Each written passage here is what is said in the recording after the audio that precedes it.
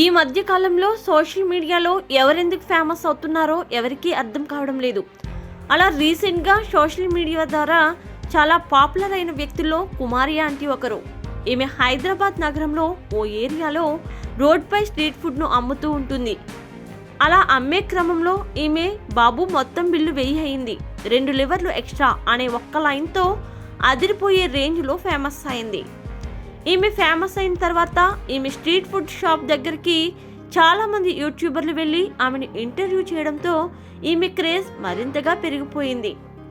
ఇలా ఈమె క్రేజ్ విపరీతంగా పెరగడంతో ఈమె షాప్ వద్ద జనాలు కూడా విపరీతంగా పెరగసాగారు. దానితో ఈమె కూడా తన వ్యాపారాన్ని చాలా బాగా ముందుకు సాగించింది.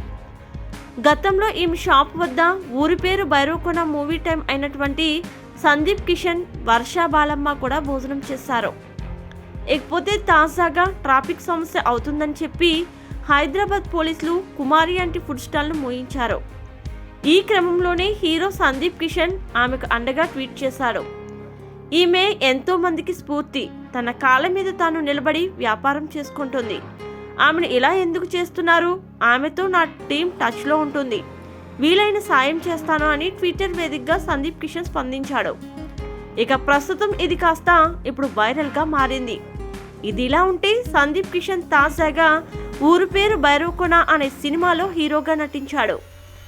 ఈ మూవీలో వర్ష బోలమ్మ హీరోయిన్గా నటించగా విఐ ఆనంద్ ఈ సినిమాకు దర్శకత్వం వహించాడు. ఈ సినిమాను ఫిబ్రవరి 16వ తేదీన విడుదల చేయనున్నారు.